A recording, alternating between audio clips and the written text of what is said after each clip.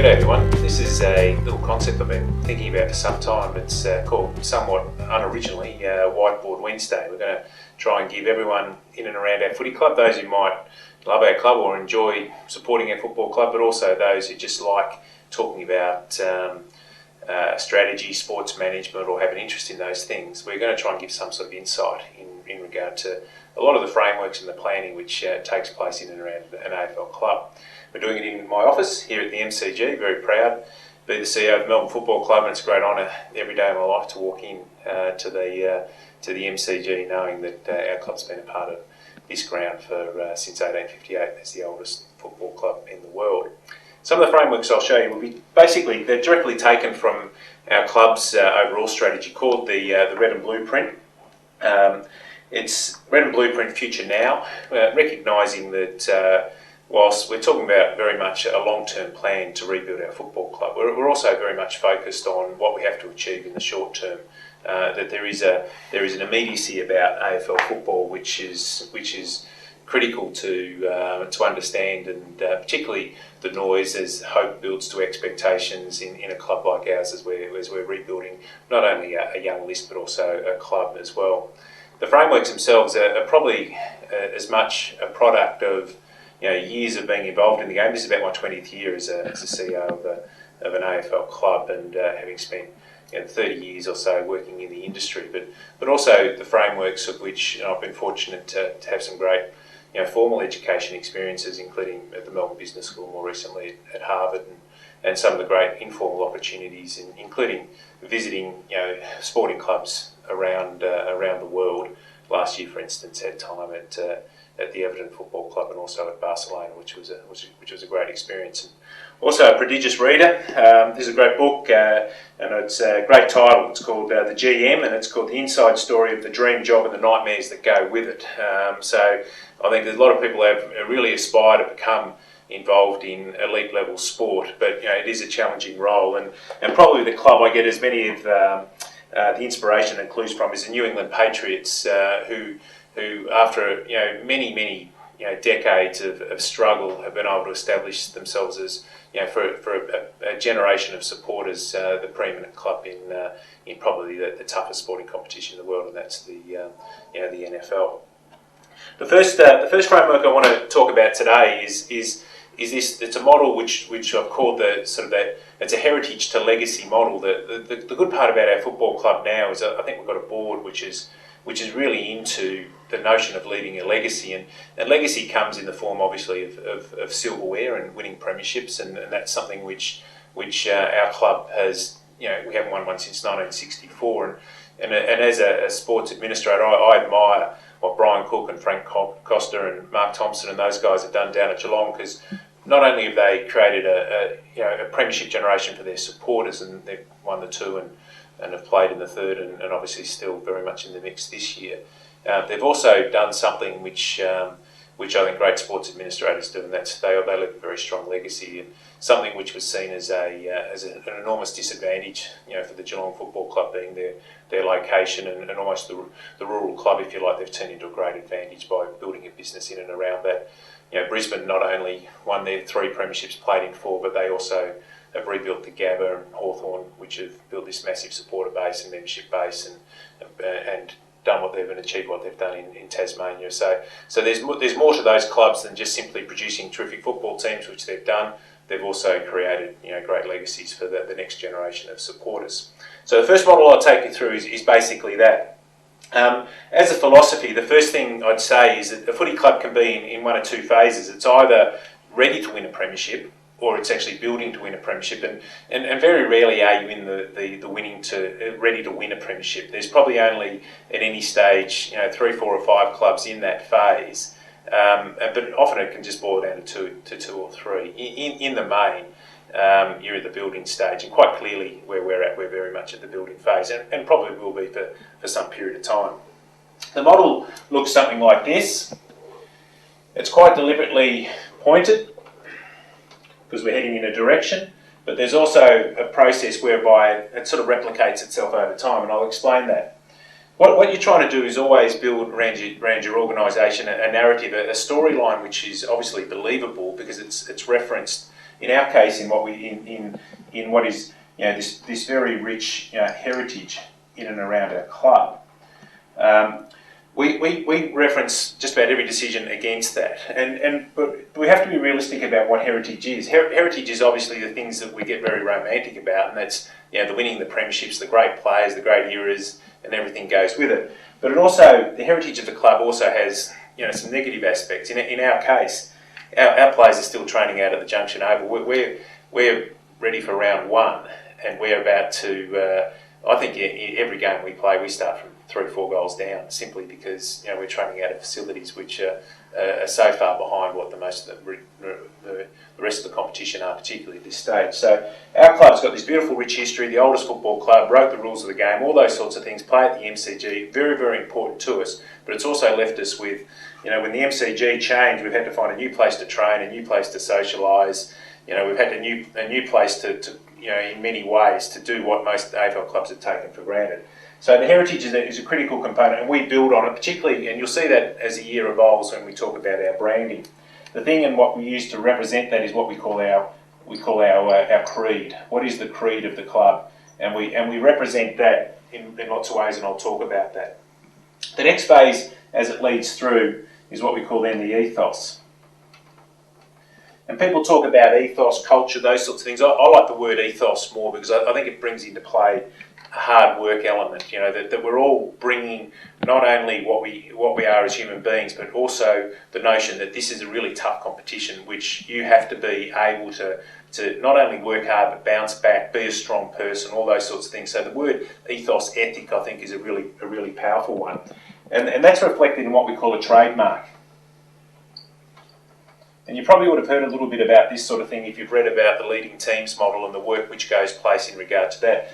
Our trademark, which we've adopted as a club, is what came from the player group, which is whatever it takes. And for them, that is their demand of each other and what it actually means. But by coincidence, and quite separate to that, it was also the name of Jim Stein's book when he finished his AFL career, which obviously told his remarkable story. So we do a lot of things in and around ethos which relate to values and behaviours. The most important value I place on the organisation is that of trust and the levels of trust that come with that. Trust, firstly, trusting the human being, the person, their character, those sorts of things, but also trusting their capabilities and their competence as well. We not only trust the person, but you also understand and know that he's got what it takes to get the job done. The next phase which comes into that is then what we talk about is our decision making.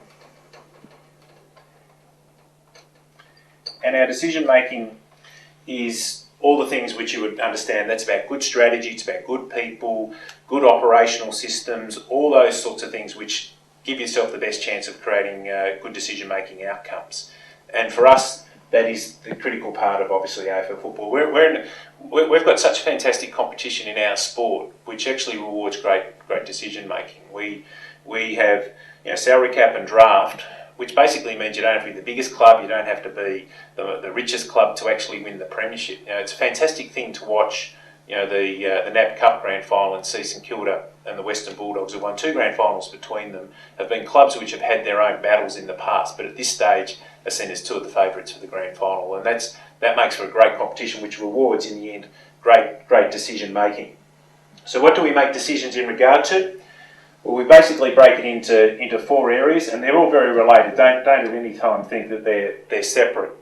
We make decisions in regard to our brand.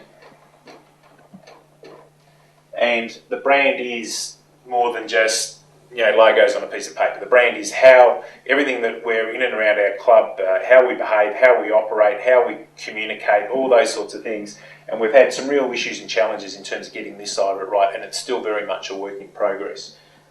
So we'll get, and you'll see a lot of changes, not changes, but you'll see a lot of developments in this area over the next period of time. Clearly, the other area that we make decisions is in regard to our team. Our team is a factor. We break it into vaguely 3 areas, which is about good list management, it's about great player development, and it's obviously about all the things which relate then to team performance, including the role of the coach in regard to that process. And for us, the focus has clearly been about list management and player development during this phase. And player development is the whole of player development, not just simply about the development as a person. Well, the next area which is a real focus is the area simply as resources. And the first phase, obviously, with the resources is trying to build a profit model for your club which can sustain it. And clearly clubs have had real challenges, and there's a differential. And one of the major differentials clubs have is just the historic size of their supporter base.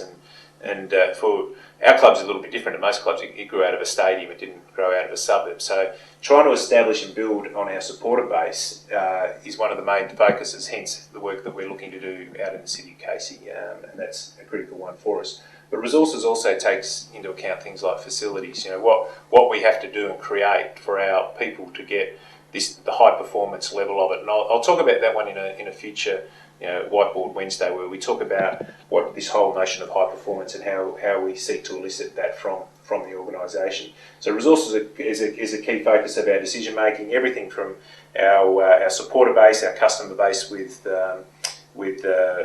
sponsorship in particular. We have the highest conversion of supporters to members in the AFL, but we've got to get a stronger level of marginal return. How we best commercialise our arrangements at the MCG. Lots of work which goes into that area, which will be a focus of a talk in its own right.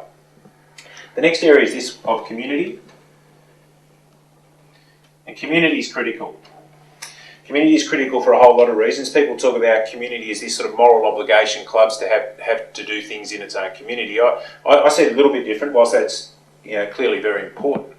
The main focus of community is this opportunity to develop our people, that you're in a privileged position if you're in and around an AFL club, and that if you're 22 or 23 years of age and you're a well-known AFL player, well, it's going to be the time of your life where you have the best chance of actually impacting in a positive way in your community. But also what we do with 22 or 23-year-old people is we take them away from many of the normal development experiences that they have, just going to work each day, going to uni, those sorts of things. We have a massive development experience at one level, but also we leave a little bit behind at other levels. So we use community not only as this fantastic expression of what our AFL club can meaningfully make a difference out there, but it's also an enormous development experience for our people. And I think as the game's growing up, it's starting to appreciate the value there. And we've made some great inroads, particularly with even taking Jimmy back to Yindamu, these sorts of experiences.